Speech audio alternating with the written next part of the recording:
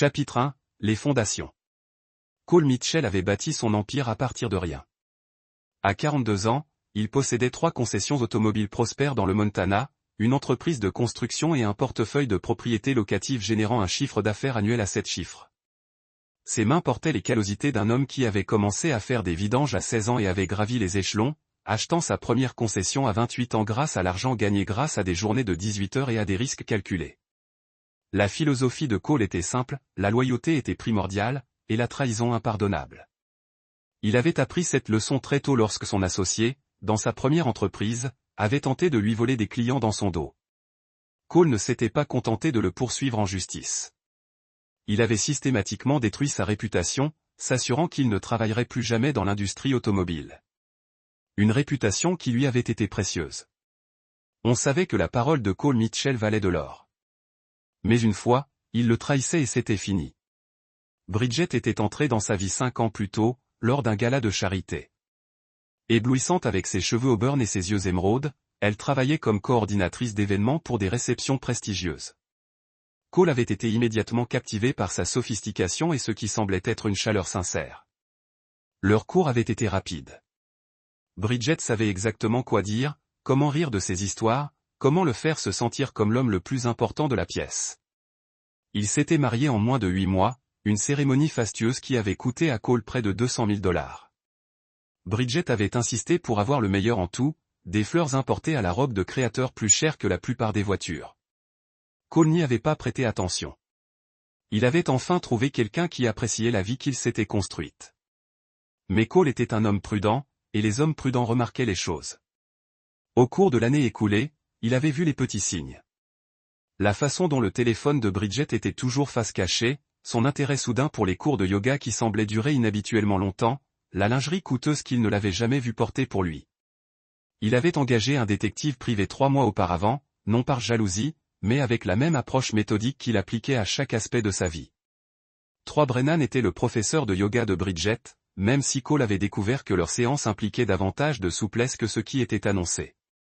Âgé de 28 ans et doté d'un physique sculpté, fruit d'une vie passée à éviter le vrai travail, Troy avait la réputation, en ville, d'être un spécialiste des épouses riches et ennuyeuses. Il conduisait une BMW de leasing, vivait dans un loft branché du centre-ville que ses parents finançaient, et se considérait comme un entrepreneur, même s'il n'avait jamais réussi à lancer aucune de ses nombreuses entreprises. Le rapport du détective privé contenait des photos détaillées, des horodatages et même des enregistrements audio de leur rencontre à l'hôtel. Cole avait étudié chaque détail avec la même précision qu'il mettait à négocier des contrats. Il était au courant de la liaison depuis 2 mois, mais n'avait rien dit, observant, attendant, recueillant des informations. Cole Mitchell n'avait pas agi avant d'avoir compris toutes les variables de l'équation. Le matin de l'accident, Cole se rendait en voiture à une réunion avec un investisseur potentiel souhaitant étendre son réseau de concessionnaires dans le Wyoming. Les routes étaient glissantes suite à une tempête de neige printanière inattendue, et Cole était partagé entre les conditions de conduite dangereuses et un appel main libre avec son avocat au sujet d'une nouvelle acquisition. Le semi-remorque qui avait grillé le feu rouge roulait à près de 80 km/h lorsqu'il a percuté la Mercedes de Cole. L'impact avait été catastrophique. Sa voiture avait effectué 3 têtes à queue avant de percuter une barrière en béton. Les premiers secours avaient dû recourir aux mâchoires pour l'extraire des décombres. Le dernier souvenir conscient de Cole était le bruit des sirènes et le goût métallique du sang dans sa bouche. Puis il n'y avait plus eu que l'obscurité et le son lointain de voix qui semblaient provenir de l'eau. Chapitre 2. Le réveil. La conscience revint lentement à Cole Mitchell, comme s'il remontait du fond d'un lac profond. Mais au lieu du soulagement de cette première inspiration, il se retrouva pris au piège, conscient, mais incapable de bouger, de parler, d'ouvrir les yeux. Le terme médical était « syndrome verrouillé », même si Cole ne l'apprendrait que plus tard. Pour l'instant, il vivait dans un cauchemar où son esprit était parfaitement clair, mais son corps refusait d'obéir. La première voix qu'il reconnut fut celle du docteur Angela Rodriguez, son médecin traitant. Elle expliquait à quelqu'un que le traumatisme crânien avait entraîné un important gonflement. Et si l'opération avait réussi à soulager la pression, l'étendue des dommages neurologiques potentiels ne serait connue qu'une fois le gonflement complètement résorbé. Les 72 prochaines heures sont cruciales. Le docteur Rodriguez disait, s'il n'y a pas d'amélioration significative de sa réactivité, nous devrons avoir des discussions difficiles sur les options de soins de longue durée. Cole essaya de crier, de bouger, de faire tout ce qu'il pouvait pour leur montrer qu'il entendait chaque mot. Rien. Son corps resta immobile, tandis que son esprit se déchaînait contre la prison de sa propre chair. Ce n'est que le 3e jour qu'il entendit la conversation qui changea tout. Les médecins disent qu'il ne se réveillera pas, dit Bridget. Mais il y avait quelque chose d'anormal dans son ton. Il n'y avait ni chagrin, ni désespoir, juste un calcul froid.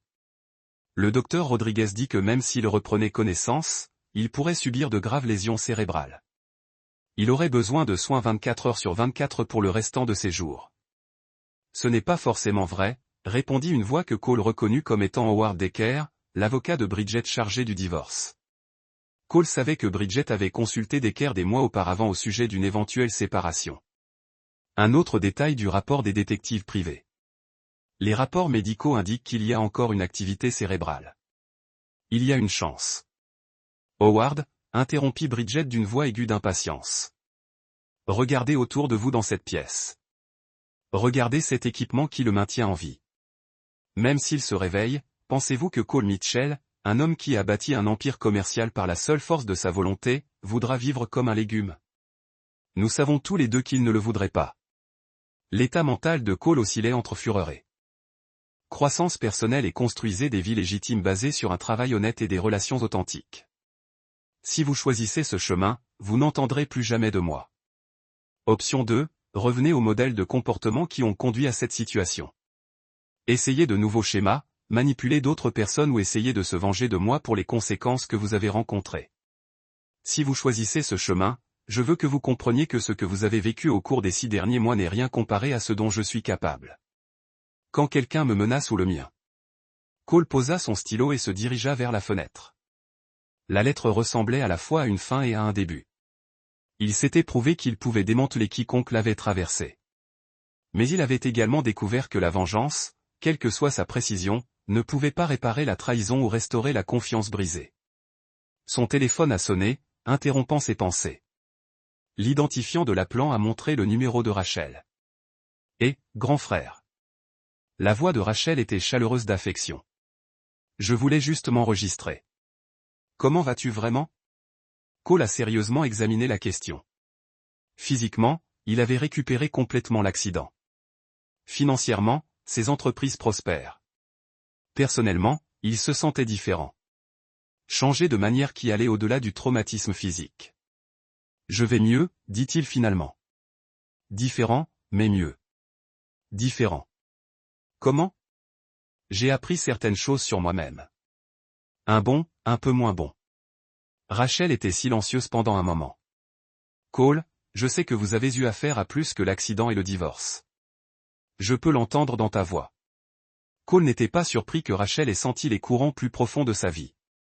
Elle avait toujours été perspicace sur les états émotionnels des gens. J'ai découvert que les gens en qui j'avais confiance étaient prêts à faire des choses terribles pour de l'argent, a-t-il dit attentivement. J'ai dû décider comment répondre à cela. Et qu'avez-vous décidé? Cole regarda la lettre sur son bureau, puis sur la rivière coulant devant sa fenêtre. J'ai décidé que la justice importait, mais la miséricorde aussi, et que la meilleure vengeance est parfois de bien vivre pendant que vos ennemis se détruisent. La phase finale du plan de Cole avait été la plus complexe.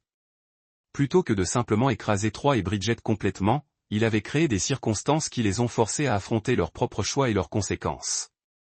Le traitement de la toxicomanie, les conseils de grossesse, les pressions financières, tout cela a été conçu pour leur donner des opportunités de changer ou de révéler définitivement leur véritable nature. Troy l'avait surpris en choisissant un véritable changement. Le jeune homme était encore en difficulté financière et serait pendant des années, mais il s'était inscrit à un programme d'entreprise universitaire et travaillait pour construire une carrière légitime. Plus important encore, il avait rompu tous les contacts avec les femmes mariées et se concentrait sur le développement de compétences réelles plutôt que de s'appuyer sur son apparence et son charme. Le chemin de Bridget avait été plus compliqué. La grossesse l'avait forcé à considérer quelqu'un d'autre qu'elle pour la première fois depuis des années. Ses séances de thérapie avaient été difficiles mais productives, et elle construisait lentement les bases d'une vie stable. Mais Cole savait que les gens pouvaient changer leur comportement sans changer leur nature fondamentale. La lettre était sa façon de tracer une ligne claire. Continuer sur le chemin d'un véritable changement ou de la destruction face à la destruction, alors complet, cela servirait d'avertissement à toute autre personne qui pourrait envisager de le trahir. Il est retourné à son bureau et a terminé la lettre. Je suis incluant le chèque d'un caissier de 50 000 $. Considérez cela comme un cadeau de bébé ou des fonds de semences pour une entreprise légitime ou simplement un geste de bonne volonté envers quelqu'un qui essaie de construire une vie meilleure. Ce que vous en faites me dira tout ce que je dois savoir sur qui vous êtes devenu. Choisissez judicieusement. C'est le seul choix que vous obtiendrez. Cole Mitchell. Cole a scellé la lettre avec le chèque à l'intérieur, puis a appelé Danny Reeves pour organiser la livraison. En moins d'une heure, la lettre serait entre les mains de Bridget, et son implication dans sa vie serait terminée d'une manière ou d'une autre. Ce soir-là, Cole se tenait sur son pont surplombant la rivière, un verre de bourbon à la main, et un sentiment de fermeture s'installant sur lui comme une couverture confortable. Les 6 derniers mois l'avaient testé d'une manière qu'il n'avait jamais prévue, révélant des capacités pour le calcul et la miséricorde qui l'avaient surpris. Son téléphone bourdonnait d'un texte d'un numéro inconnu. Merci pour la chance. Je ne le gaspillerai pas. Cole a souri et a supprimé le message. Certaines histoires se sont terminées par des confrontations dramatiques et des révélations explosives. D'autres se sont terminées par des remerciements silencieux et la promesse de choix différents. Une semaine plus tard, Cole a reçu un appel du Dr Cross à Denver. Je voulais vous remercier pour le renvoi, a-t-elle dit. Il vous a mis en place et il est reconnaissant de devenir mieux quelqu'un. Up. Une annonce de naissance par la poste. Une petite fille, en bonne santé et belle, selon la photo. Aucune adresse de retour, mais le cachet postal était local. Bridget avait gardé l'enfant et voulait apparemment que Cole sache. Cole a étudié la photo pendant longtemps, en pensant au cycle de comportement et aux opportunités de rédemption. Le bébé était innocent des choix de ses parents, méritant une chance de grandir librement des ombres des trahisons passées. Il a passé un dernier appel téléphonique à Margaret Foster. Je veux établir un fonds en fiducie, lui a-t-il dit. Les dépenses d'éducation pour la fille de Bridget Turner. Les frais de scolarité et les dépenses du collège complet, mais seulement si certaines normes académiques et comportementales sont maintenues. Combien pensez-vous? Quoi qu'il en soit, l'enfant ne devrait pas payer pour les erreurs de ses parents. Margaret était silencieux un instant. Vous savez que cela signifie que vous aurez une implication continue dans leur vie, même si elle est indirecte. Cole a regardé la rivière, en regardant les feuilles de transport actuelles et des débris en aval vers l'océan. Mitchell a raccroché le téléphone et s'est retourné à la construction de sa vie, il a réfléchi à une vérité qu'il avait apprise à travers des mois de planification minutieuse et de la destruction précise. La distinction avait fait toute la différence. Incrédulité. Elle parlait de sa vie comme s'il s'agissait d'une transaction commerciale. La police d'assurance vie est conséquente, poursuivie d'équerre, mais seulement en cas de décès naturel. Si vous décidez de retirer le respirateur artificiel, le versement pourrait être compliqué. De quelles complications s'agit-il? Les compagnies d'assurance enquêtent sur les indemnisations importantes, surtout en cas de retrait du respirateur artificiel. Mais si les médecins jugent son état féodal et recommandent son retrait, c'est différent. C'est suivre un avis médical. Cole entendit le froissement des papiers, puis la voix de Decker à nouveau. J'ai parlé au docteur Rodriguez. Elle est prête à réévaluer son pronostic si la famille le demande. Si elle détermine que son état est irréversible. Combien de temps, demanda Bridget. Elle pourrait le déterminer dès demain. La police d'assurance vaut 4,2 millions, plus les actifs de l'entreprise, les propriétés, le portefeuille d'investissement. On parle d'un total d'environ 15 millions. Il y eut un long silence. Cole s'efforça de toutes ses forces de faire un signe, n'importe quel signe qu'il pouvait les entendre. Et ma situation avec 3. La voix de Bridget était devenue à peine plus basse qu'un murmure. Une fois veuve, plus d'adultère à craindre.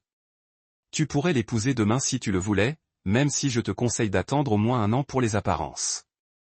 Les entreprises de 3 bénéficieraient certainement d'un soutien financier important. La rage de Cole montait à un niveau qu'il n'avait jamais connu.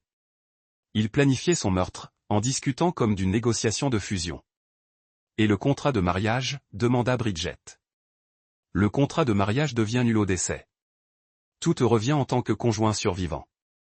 C'est d'ailleurs un avantage que tu n'aies jamais demandé le divorce. Si tu l'avais fait, le contrat de mariage aurait considérablement limité ton règlement. Cole entendit des pas s'approcher de son lit, puis sentit la présence de quelqu'un près de lui. Il a l'air si paisible, dit Bridget, et pendant un instant, Cole crut percevoir une trace d'émotion sincère dans sa voix. Je l'ai aimé autrefois, tu sais. Je sais, répondit Decker. Mais l'amour ne paie pas les factures et ne garantit pas l'avenir. Tu as 34 ans, Bridget. Tu as toute la vie devant toi. Tu as raison. La voix de Bridget était ferme. Décision prise. Parle au docteur Rodriguez. Dis-lui que nous voulons son évaluation honnête de son état. Si elle pense qu'il n'y a aucun espoir de guérison significative, je lui parlerai cet après-midi, lui assura Decker. Cole les entendit rassembler leurs affaires, se préparant à partir. C'était le moment. Il s'éloignait pour organiser son exécution. Mais soudain, quelque chose d'extraordinaire se produisit. Alors que Bridget se penchait pour l'embrasser sur le front, un geste si hypocrite qu'il fit monter sa rage à des sommets. Cole ressentit quelque chose qu'il n'avait pas ressenti depuis l'accident. Une minuscule étincelle, comme de l'électricité qui saute entre deux fils. Son index tressauta à peine. Ni Bridget ni Decker ne le remarquèrent. Ils étaient trop occupés à discuter de leur projet de déjeuner en se dirigeant vers la porte. Mais quelqu'un d'autre le vit. Infirmière Patricia Whitmore travaillait aux soins intensifs depuis 15 ans. Elle avait vu suffisamment de patients dans l'état de Cole pour savoir faire la différence entre des spasmes musculaires involontaires et des mouvements volontaires. Elle l'observait depuis le moment où elle avait vu son doigt bouger. Non pas le mouvement brusque et aléatoire de nerfs endommagés, mais un mouvement délibéré et contrôlé. Elle s'approcha du lit de Cole et parla doucement. « Monsieur Mitchell, si vous m'entendez, essayez de bouger à nouveau votre doigt. » Cole concentra toute sa volonté sur ce doigt. « Bougez, lui ordonna-t-il. Bougez. » Le doigt tressauta de nouveau, plus prononcé cette fois. Les yeux de Patricia s'écarquillèrent. Elle saisit doucement la main de Cole. Une fois pour « oui », 2 fois pour « non ». Vous m'entendez? Un seul tressaillement. Avez-vous mal? 2 tressaillements. Comprenez-vous ce qui vous arrive? Un seul tressaillement. Patricia lui serra doucement la main. Je vais appeler le docteur Rodriguez tout de suite. Ne vous inquiétez pas, monsieur Mitchell. Nous allons prendre grand soin de vous. Les bruits de pas s'estompèrent dans le couloir, Cole Mitchell commença à planifier sa résurrection. Chapitre 3. La révélation. Le réexamen du docteur Rodriguez fut minutieux et méthodique. Cole s'était efforcé de renforcer ses réactions au cours de la journée précédente, parvenant non seulement à bouger son doigt, mais aussi à montrer une réactivité pupillaire et un léger mouvement des muscles faciaux. Lorsque Bridget et Decker revinrent l'après-midi suivant, s'attendant à discuter des décisions de fin de vie, Cole était désormais capable de serrer la main du médecin et même de battre des paupières sur commande. Je dois dire que c'est tout à fait remarquable, expliqua le docteur Rodriguez à une Bridget stupéfaite. Hier, j'étais prêt à discuter des options de soins palliatifs, mais monsieur Mitchell montre une nette amélioration neurologique.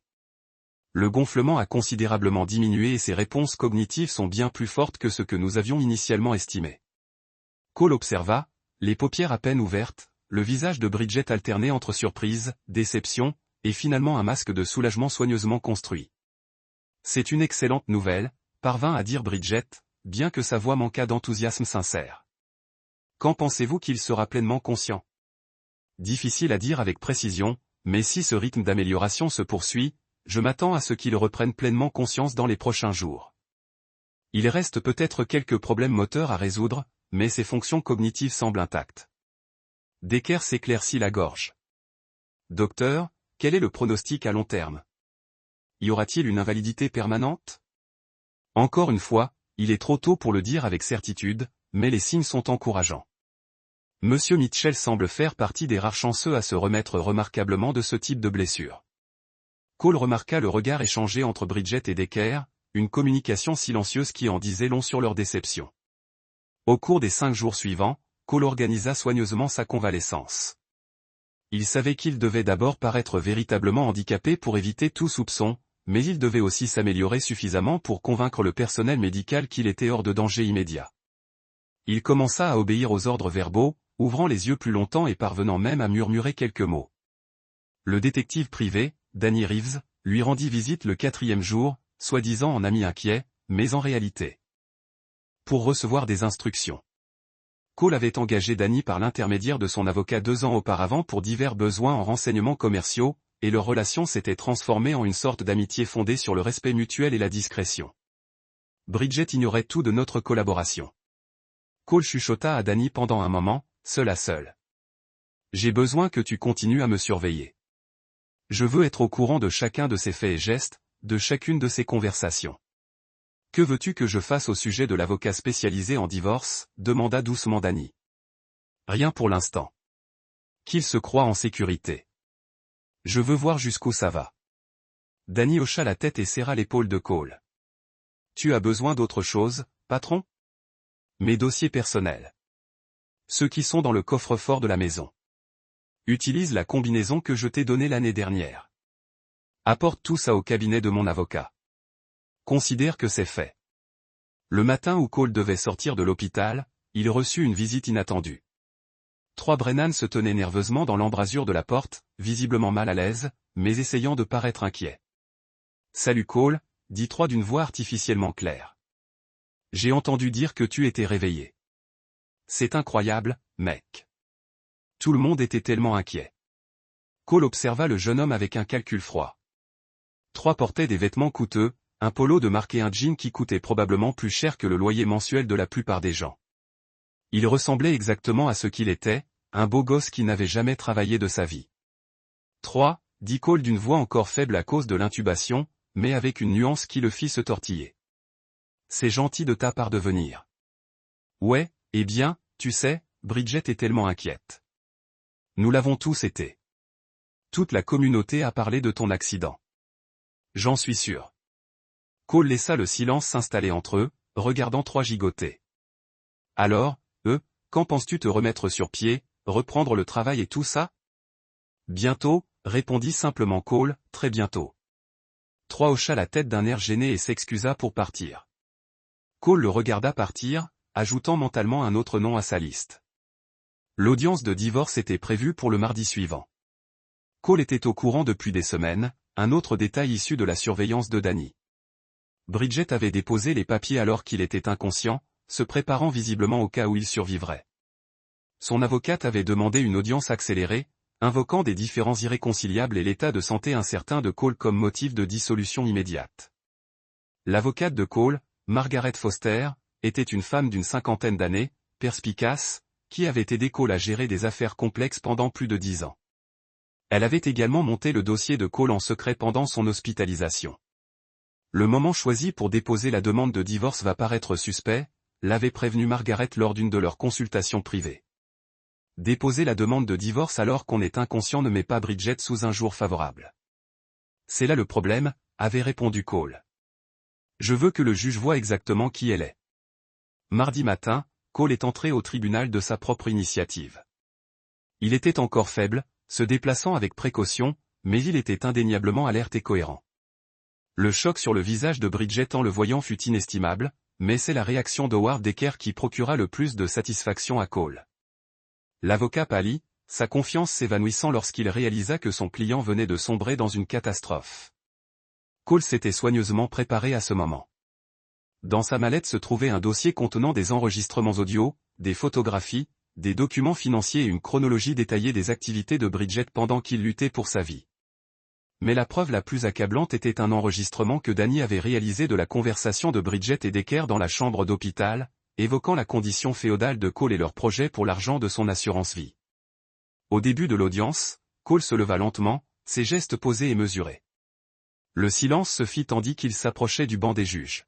« Votre honneur », dit Cole d'une voix ferme malgré sa récente épreuve. Avant la reprise de la procédure, je pense que le tribunal devrait être informé de preuves supplémentaires concernant les circonstances de cette demande de divorce. Il tendit le dossier à l'huissier, qui le passa à la juge Patricia Hawkins. Tandis qu'elle l'ouvrait et commençait à en examiner le contenu, Cole vit le visage de Decker passer de la confusion à l'horreur en réalisant ce qui se passait. L'enregistrement audio fut le coup de grâce. Tandis que la voix de Bridget emplissait la salle d'audience, évoquant le retrait du respirateur artificiel de Cole et son enthousiasme à l'idée d'hériter de sa fortune, plusieurs personnes dans la galerie poussèrent un cri de surprise. Bridget elle-même était devenue toute blanche, ses mains tremblantes agrippant la table devant elle. À la fin de l'enregistrement, la juge Hawkins leva les yeux avec un dégoût à peine contenu. « Monsieur Decker, dit-elle froidement. Je crois que vous avez des explications à fournir. » Howard Decker fit la seule chose qu'il pouvait faire. Il se leva, rassembla ses papiers et quitta la salle d'audience sans un mot, abandonnant de fait son client en pleine audience. Tandis que la salle d'audience explosait de murmures et de chuchotements choqués, Cole Mitchell s'autorisa un léger sourire. Le jeu ne faisait que commencer. Chapitre 4. L'architecte de la destruction. 3 semaines après l'audience de divorce, Cole Mitchell était assis dans son bureau à domicile, une bibliothèque reconvertie avec des baies vitrées donnant sur le fleuve Missouri. La maison semblait différente, plus propre, sans la présence de Bridget qui la contaminait.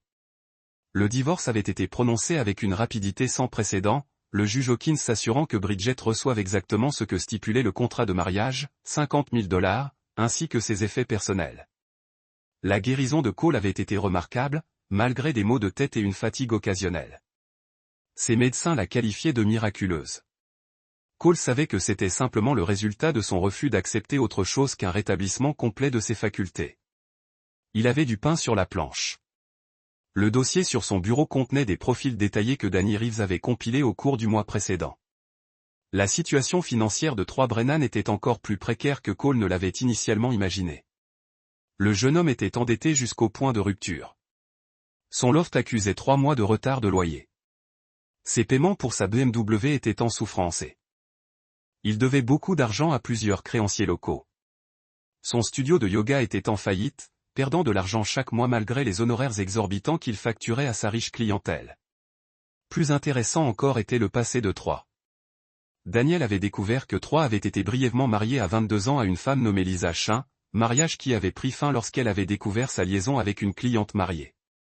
Lisa avait ensuite déménagé à Seattle et était désormais une ingénieure informatique prospère dans une grande entreprise technologique.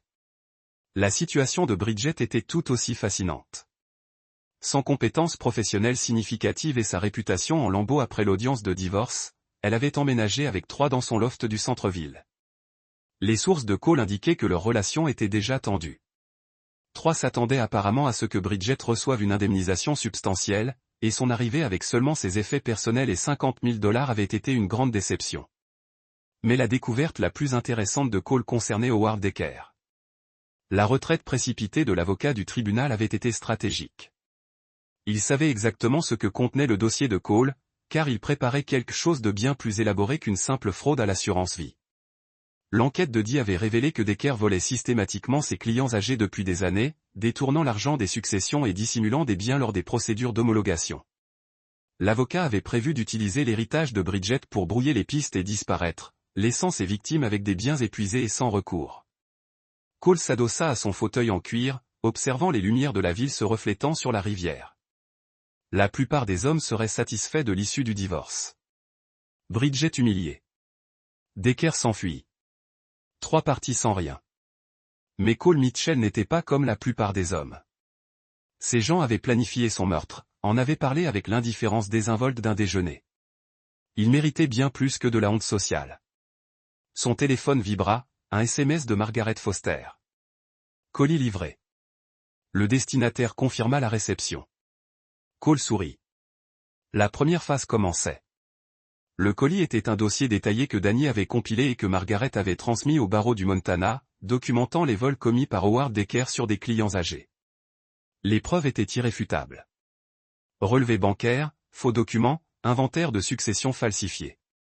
La licence d'avocat de Decker serait révoquée dans quelques semaines et des poursuites pénales suivraient peu après.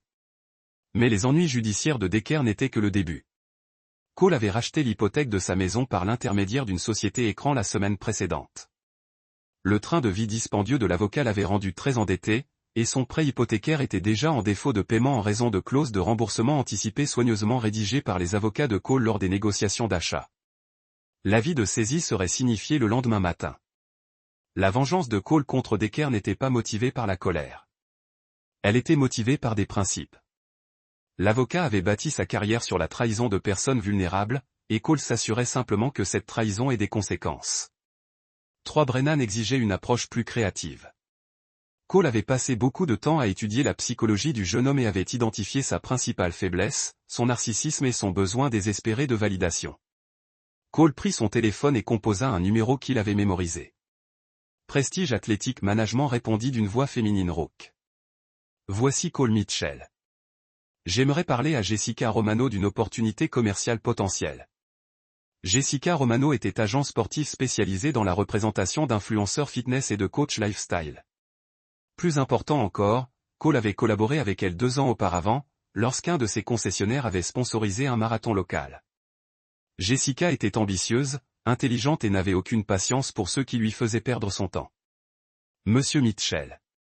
La voix de Jessica s'éclaira lorsqu'elle prit la parole. Quelle agréable surprise. J'ai appris votre accident. Comment vous sentez-vous? Beaucoup mieux. Merci, Jessica.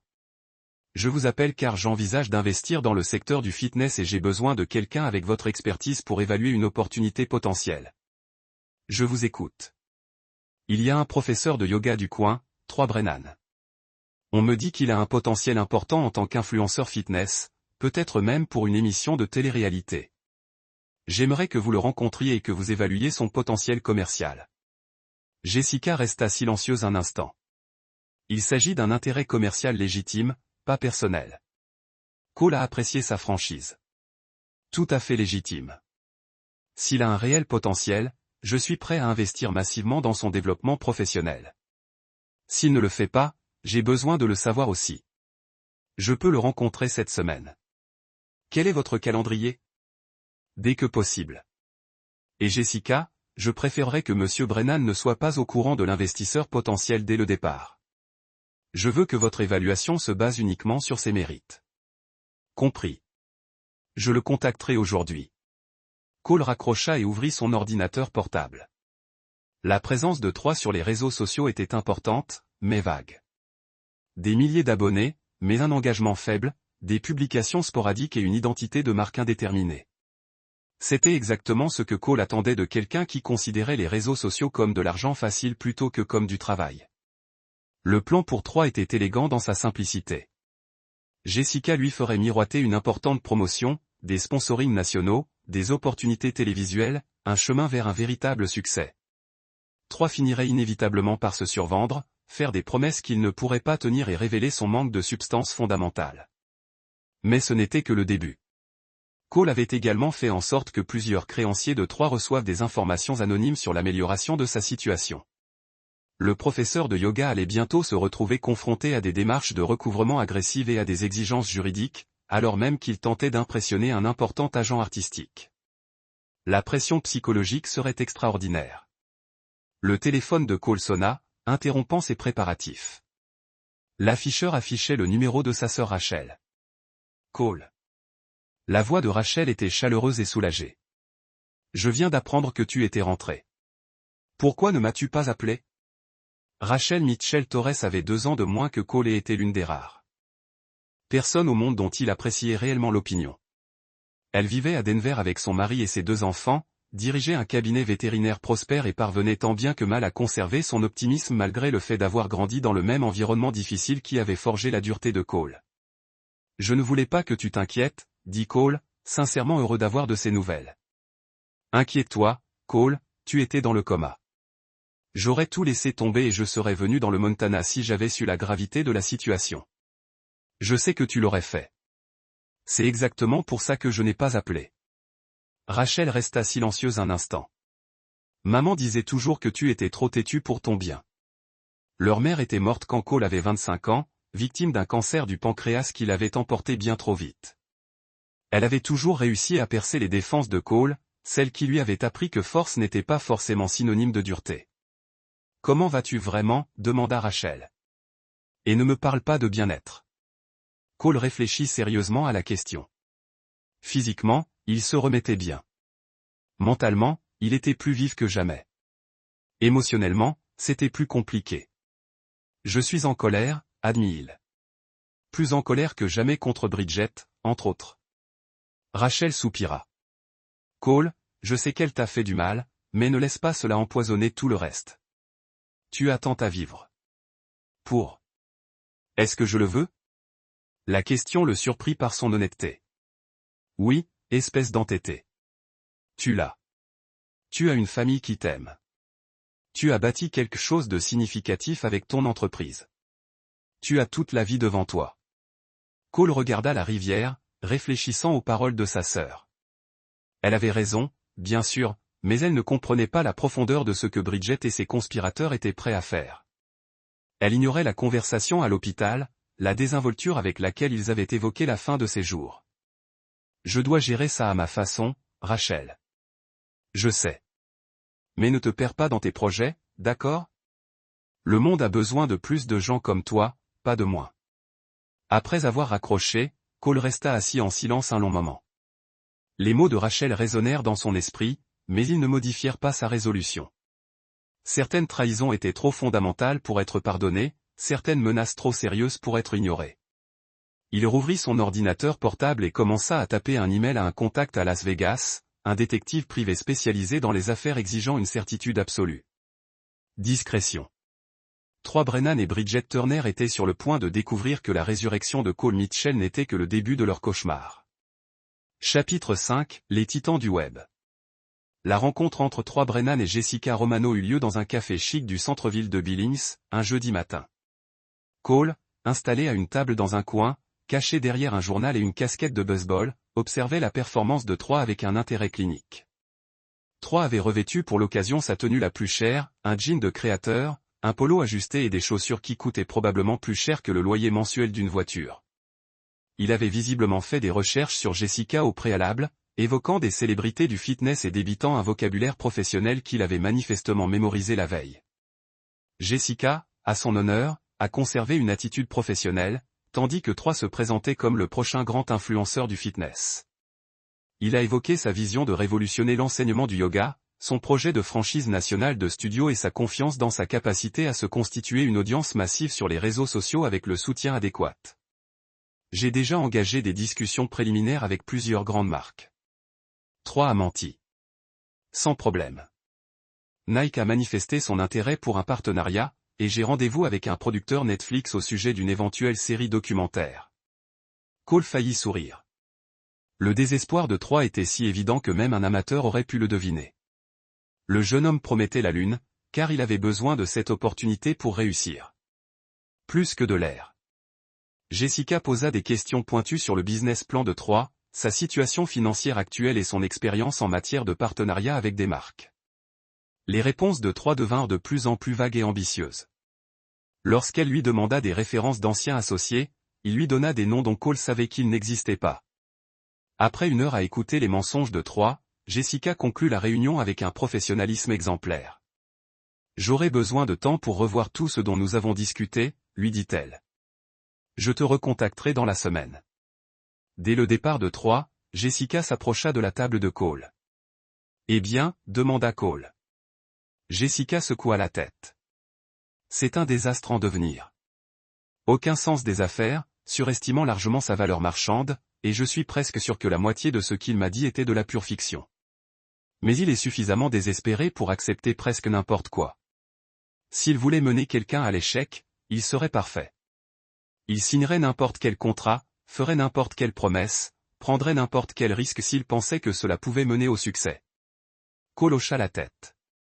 Envoyez-lui une offre préliminaire. Sans engagement, juste assez pour lui donner de l'espoir. Dites-lui que vous avez besoin de plus de création de contenu de sa part, d'un plus grand engagement sur les réseaux sociaux et de preuves de ses prétendus partenariats de marque. C'est cruel, Cole. Vous savez qu'il ne peut rien vous offrir de tout cela. Oui, dit simplement Cole. Je sais. Cet après-midi-là, Cole reçut un appel de son contact à Las Vegas. J'ai ce que vous avez demandé, dit Victor Petro, la voix légèrement accentuée par un accent russe malgré ses 20 ans de vie aux États-Unis. Victor était un ancien détective privé qui travaillait désormais exclusivement pour des clients ayant besoin d'informations inaccessibles par les canaux traditionnels.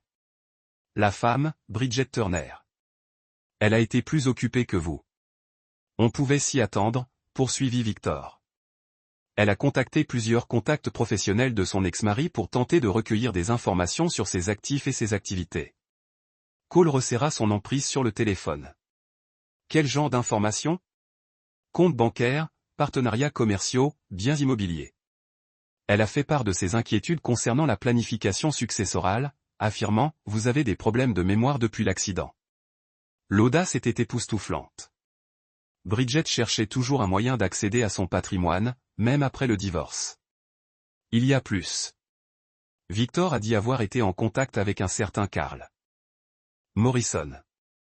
Il dirige une petite société d'investissement à Las Vegas, spécialisée dans les investissements à haut risque pour des clients fortunés. D'après ce que j'ai pu constater, elle discutait d'une proposition commerciale avec lui. Cole prenait des notes pendant que Victor parlait.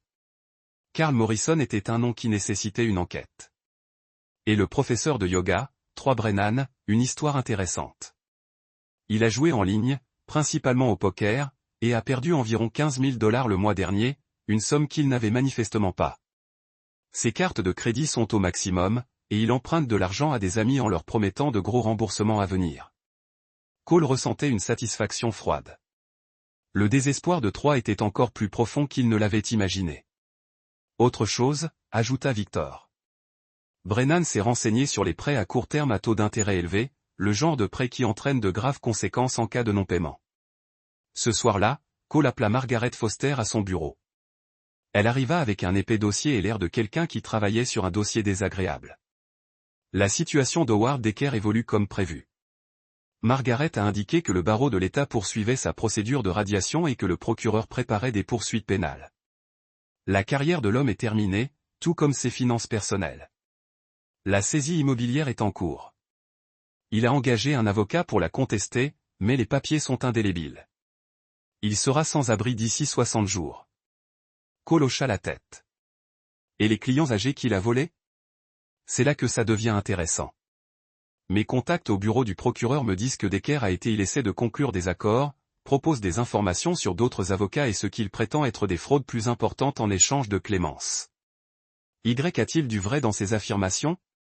Margaret haussa les épaules. Probablement pas.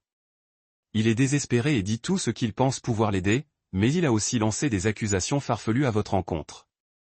Cole haussa un sourcil, comme pour dire, il prétend que vous avez orchestré sa chute pour vous venger de la procédure de divorce.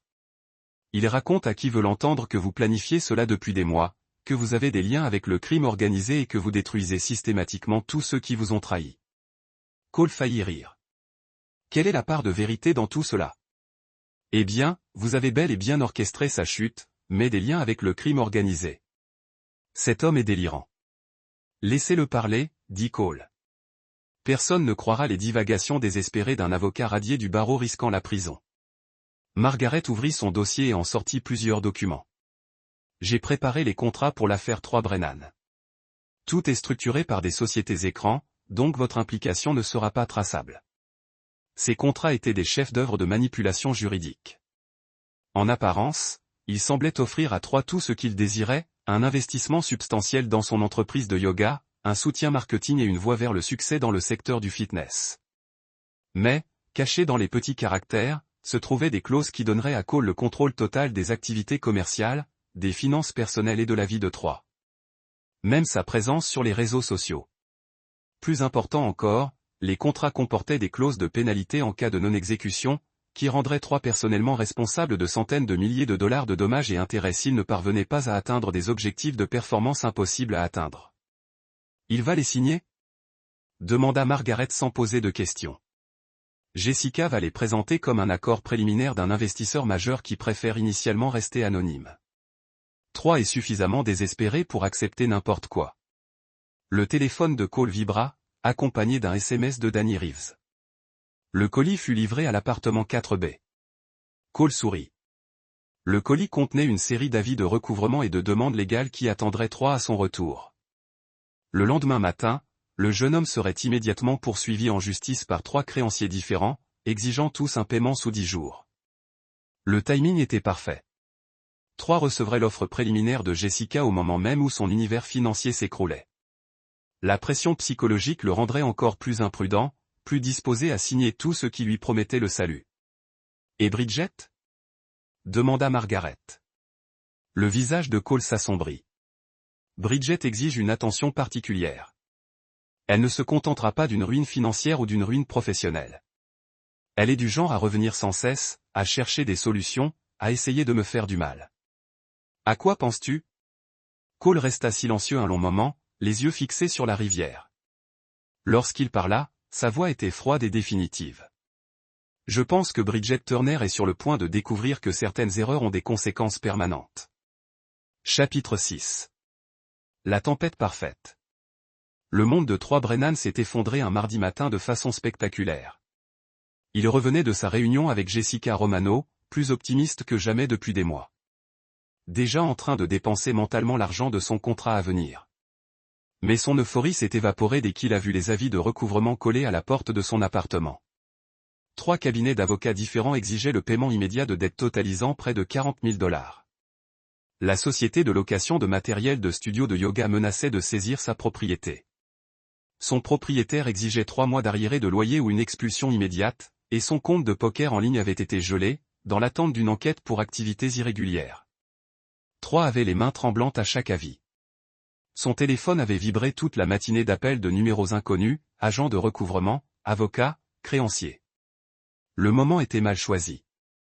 Alors qu'il essayait de se donner des airs de réussite et de stabilité pour sécuriser son investissement, son téléphone a sonné à nouveau. Cette fois, c'était Jessica Romano. 3. La voix de Jessica était professionnellement amicale. J'ai une bonne nouvelle. Mon client souhaite conclure un accord préliminaire. 3 ressentit un soulagement si intense qu'il en eut le vertige. C'est fantastique. Quand pouvons-nous officialiser cela? Je peux vous envoyer les contrats par email cet après-midi. Les conditions sont assez généreuses, mais mon client souhaite agir vite. Il est préoccupé par le timing du marché et veut que tout soit signé dans les 48 heures.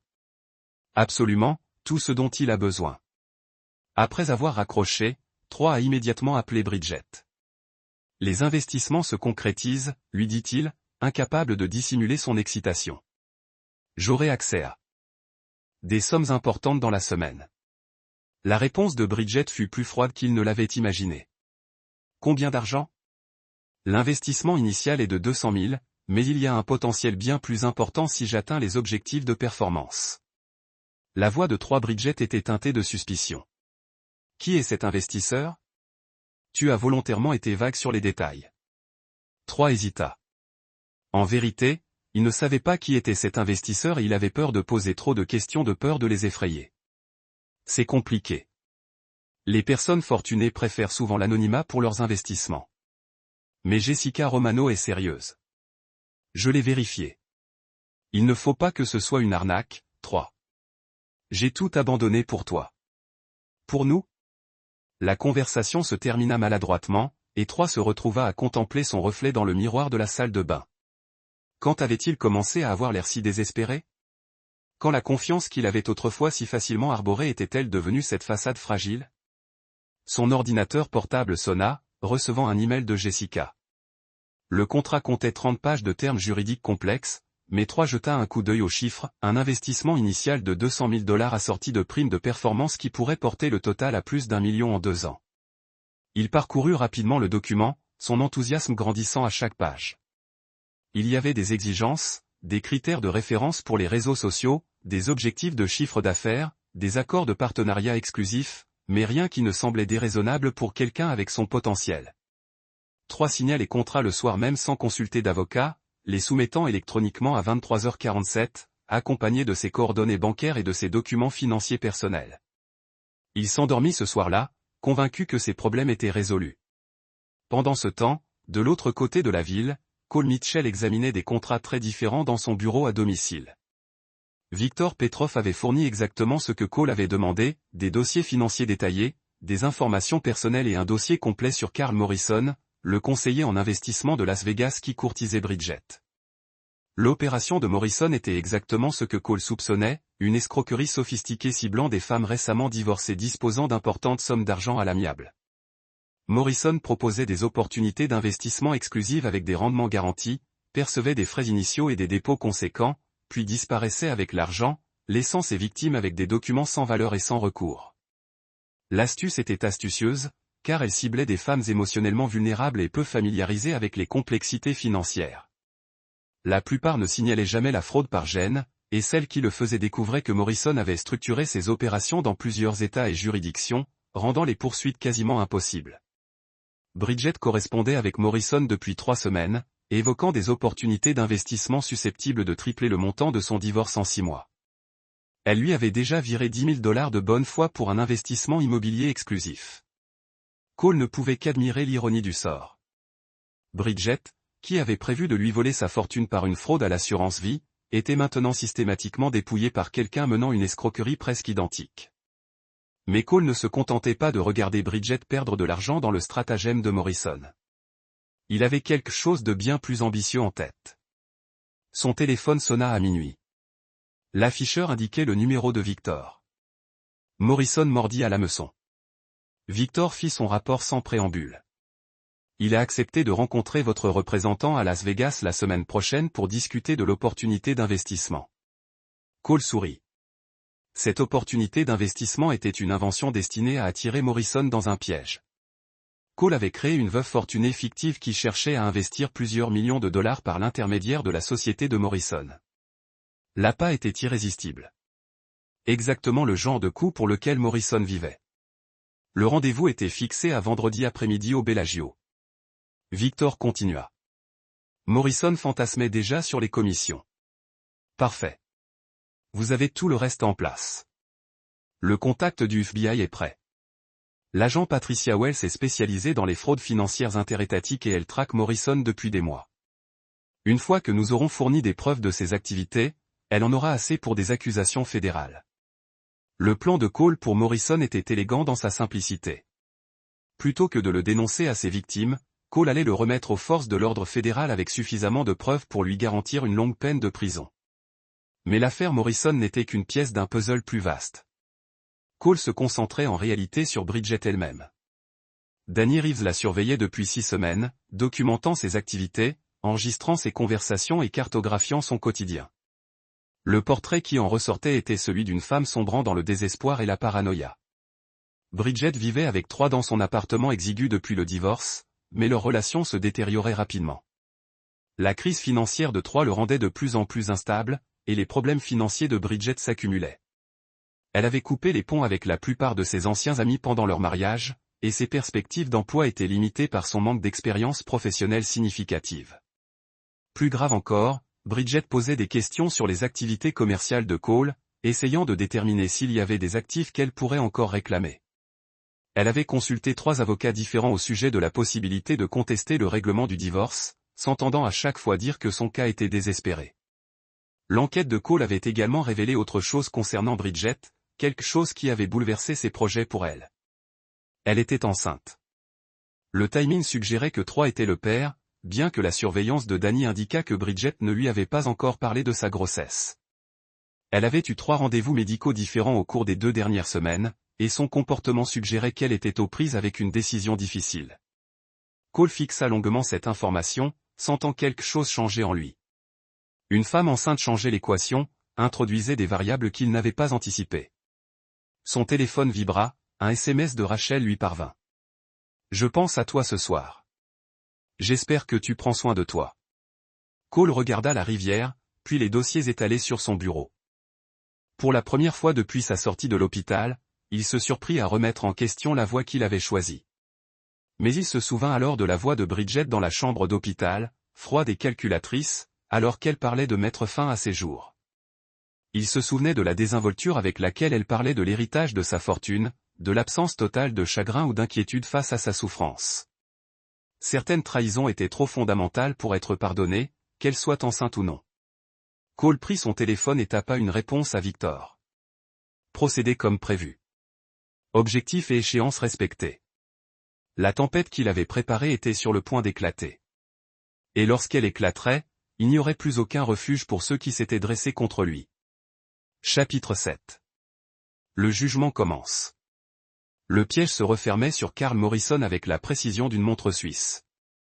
L'agent Patricia Wells avait déployé son équipe dans les salles de conférence du Bellagio, le matériel d'enregistrement testé et prêt, tandis que Victor Petrov jouait le rôle du conseiller financier d'une riche veuve cherchant à investir les fonds hérités grâce aux programmes exclusifs de Morrison. Morrison arriva pile à l'heure, vêtu d'un costume coûteux et muni d'une mallette en cuir contenant des propositions d'investissement détaillées garantissant de séparer les victimes crédules de leur argent. Il avait passé la soirée précédente à faire des recherches sur son client fictif, fantasmant sur les honoraires substantiels qu'il percevrait grâce à ce qu'il croyait être une affaire de plusieurs millions de dollars. La réunion dura exactement 37 minutes.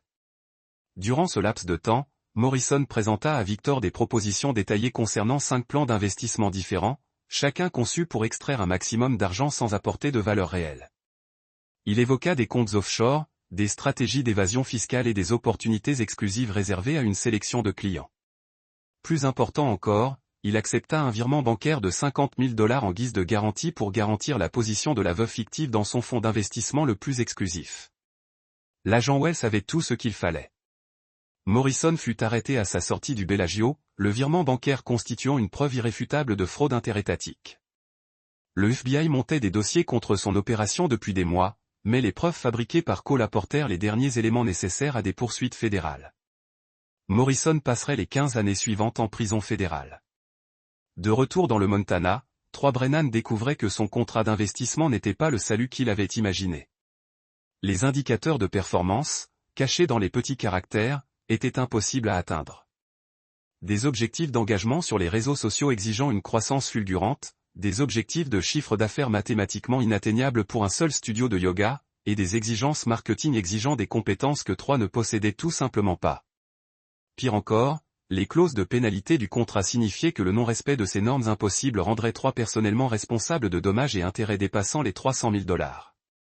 Le contrat qu'il avait signé avec tant d'empressement était en réalité un piège à dette sophistiqué qui le conduirait à sa ruine financière, quels que soient ses efforts. Jessica Romano a appelé jeudi matin pour lui annoncer la nouvelle qu'il redoutait.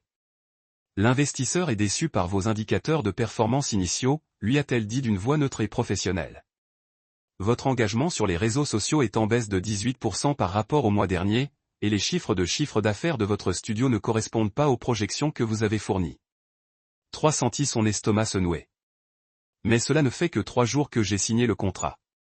Ces choses-là prennent du temps à se développer. Mon client est très axé sur les indicateurs. Il craint que vous n'ayez survendu vos compétences. Je peux arranger ça, dit d'un ton désespéré. J'ai juste besoin d'un peu plus de temps, peut-être de conseils sur les exigences marketing. Je transmettrai vos inquiétudes à mon client, mais je dois vous prévenir. Il envisage d'activer les clauses de non-exécution. Cela impliquerait le remboursement immédiat de tous les fonds investis, plus des pénalités. Après avoir raccroché, était assis dans son studio de yoga vide, les yeux rivés sur les avis de location de matériel qui s'accumulaient sur son bureau. 3 élèves avaient annulé leur abonnement la semaine précédente. Ses cours en ligne attiraient peu de monde et ses tentatives pour accroître sa présence sur les réseaux sociaux tombaient à plat. Pire encore, Bridget était de plus en plus distante et irritable. Leur conversation avait dégénéré en dispute sur l'argent, les responsabilités et leur avenir commun incertain. La soupçonnait de douter de leur relation, d'autant plus que sa situation financière devenait de plus en plus désespérée. Ce soir-là, Bridget lança une bombe qui fit voler en éclats ce qui restait de sang-froid chez « Je suis enceinte », annonça-t-elle sans préambule, d'une voix neutre et sans émotion. La fixa, luttant pour assimiler cette complication supplémentaire. « Tu es sûr ? Je le savais depuis 2 semaines. Je voulais attendre que ta situation financière soit réglée avant de te l'annoncer. » 2 semaines ? La voix de s'éleva. Pourquoi ne me l'as-tu pas dit tout de suite ? Parce que je savais que tu réagirais exactement comme ça. Bridget s'exclama avec panique et égoïsme, au lieu de soutien et de maturité. Se mit à arpenter leur petit salon, les mains dans les cheveux, essayant de calculer l'impact d'un bébé sur leur situation financière déjà précaire. Bridget, ça change tout. Rien que les dépenses, et avec ma situation actuelle.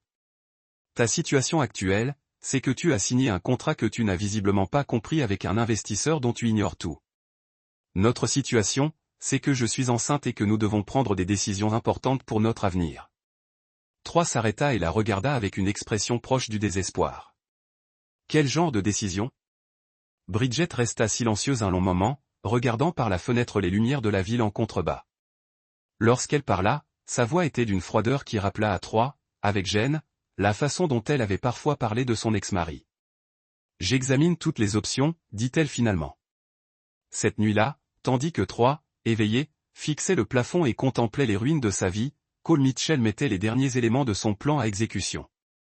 Il avait reçu la confirmation de l'arrestation de Morrison, ce qui signifiait que l'investissement de Bridget auprès de l'escroc de Las Vegas était désormais gelé comme preuve dans une affaire fédérale. Plus important encore, Cole avait reçu le rapport de surveillance détaillant l'annonce de la grossesse de Bridget à 3.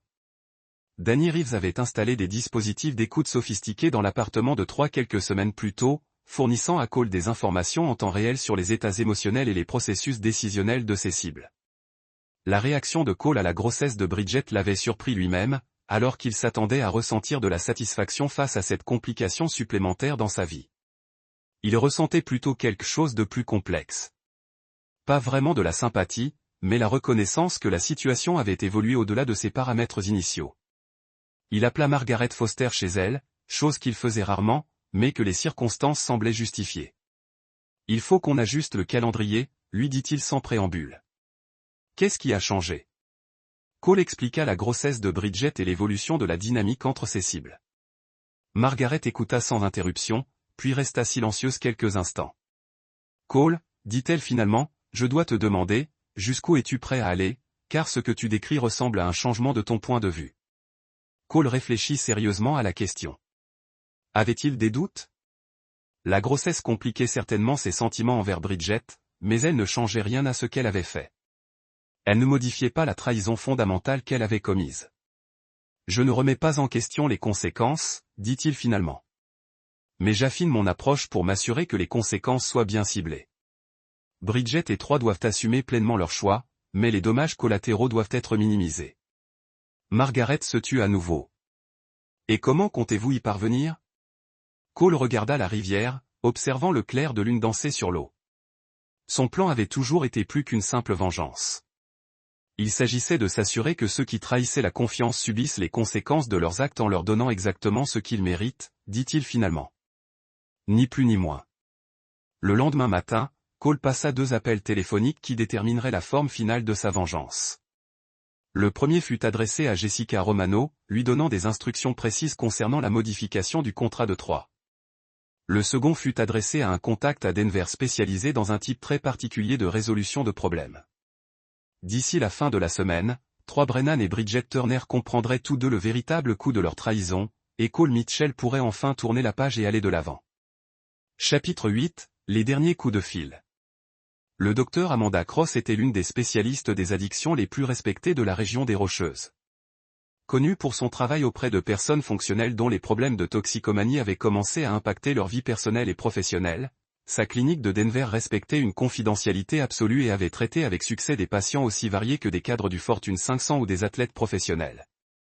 Cole avait entendu parler du Dr Cross par sa sœur Rachel, qui l'avait recommandé lorsqu'un de ses employés avait développé un problème d'alcool plusieurs années auparavant. Cole recommandait désormais ses services à 3 Brennan, sans que 3 sache que cette recommandation venait de Cole. L'information anonyme parvenue à 3 suggérait que son addiction au jeu et son comportement de plus en plus erratique étaient les symptômes de problèmes psychologiques plus profonds nécessitant une intervention professionnelle.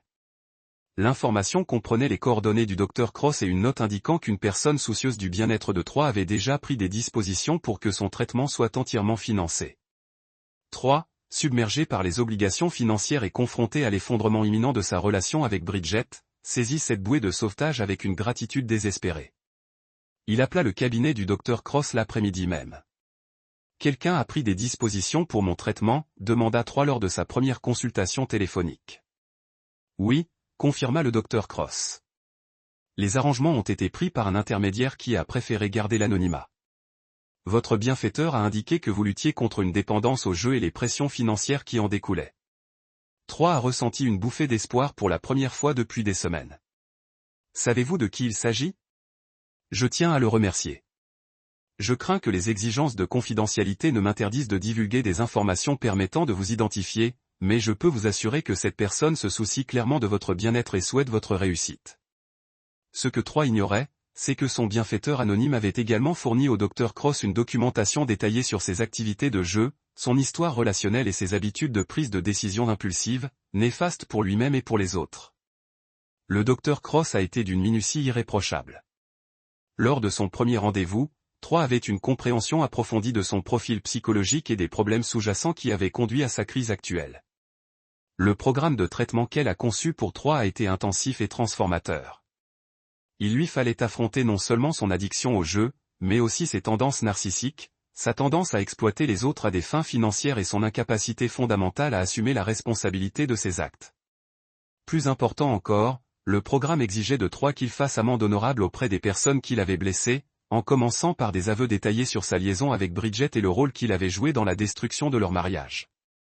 Pendant ce temps, Bridget faisait face à ses propres révélations.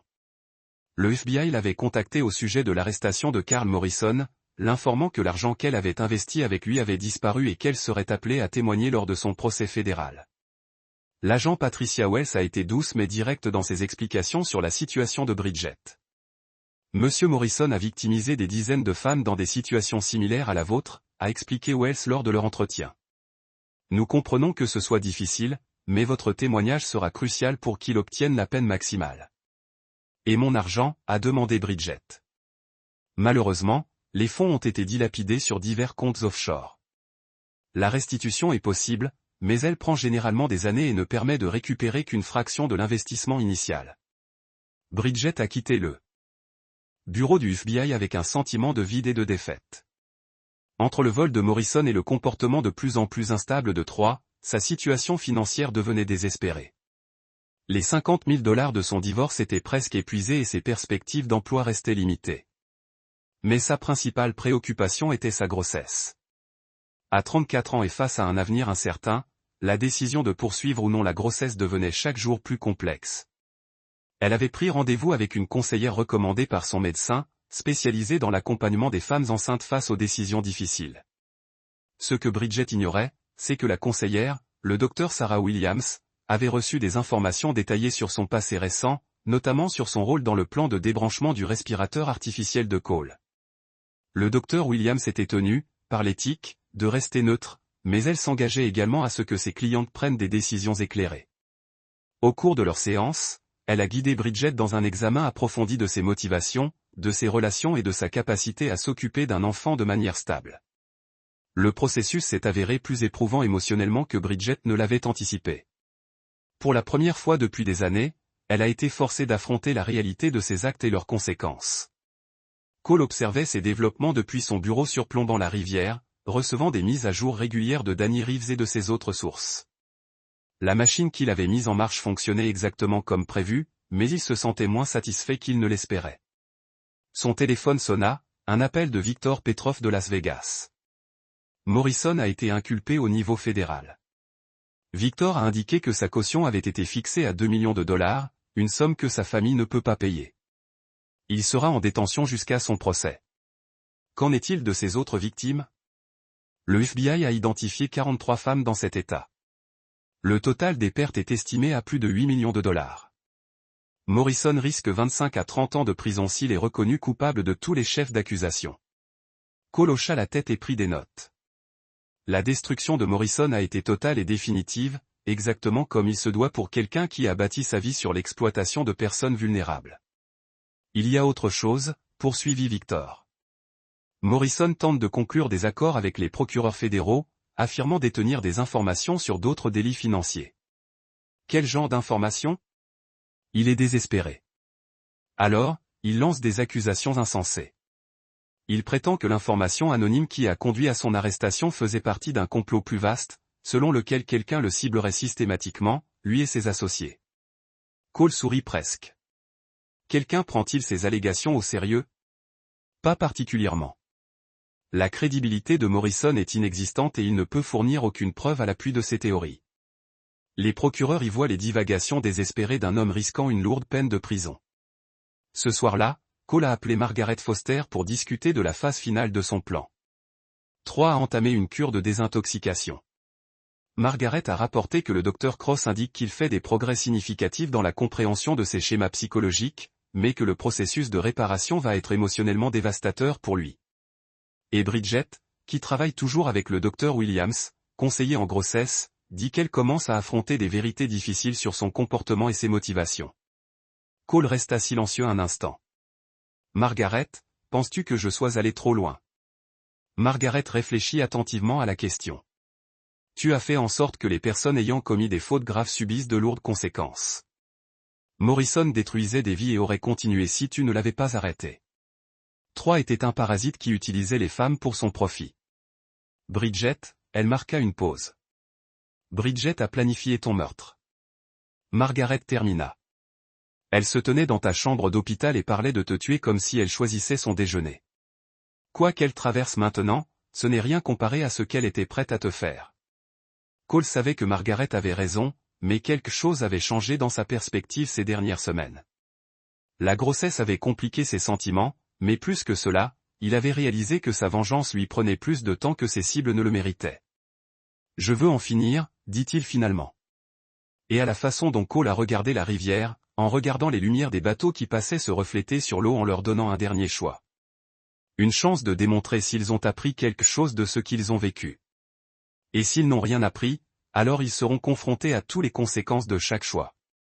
Résurrection 6 mois après être entré dans cette audience de divorce du palais de justice, Cole Mitchell s'est assis dans son bureau en réduisant la lettre la plus importante qu'il avait jamais écrite. L'appartement à travers la ville. L'avait suivi depuis l'audience de divorce.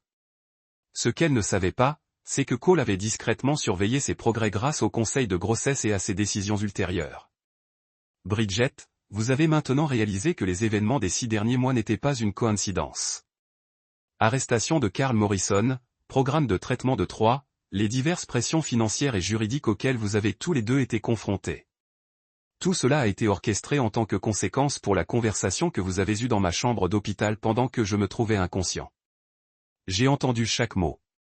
Je vous ai entendu discuter de retirer mon soutien à la vie avec l'indifférence décontractée de quelqu'un qui choisit un restaurant pour le dîner. Je vous ai entendu calculer le paiement de l'assurance et planifier votre avenir avec mon argent avant même que mon corps ne soit froid. Ce que vous et trois avez tenté n'était pas seulement une trahison. C'était un meurtre prémédité motivé par la cupidité. Cole fit une pause dans son écriture, se souvenant du son froid de la voix de Bridget ce jour-là. Même maintenant, des mois plus tard, la mémoire pourrait déclencher une rage si intense qu'elle a fait trembler ses mains. Cependant, il a poursuivi, j'ai également observé vos réponses aux conséquences que vous avez affrontées. Vous vous êtes engagé sérieusement dans les conseils. Vous avez pris des décisions difficiles concernant votre grossesse avec une réflexion apparente, et vous avez commencé à reconstruire votre vie grâce à un travail légitime plutôt qu'à des plans et à des manipulations. Cela était vrai. Que je m'attendais honnêtement. Il avait provoqué. Avoir des conséquences. Continuez votre thérapie et votre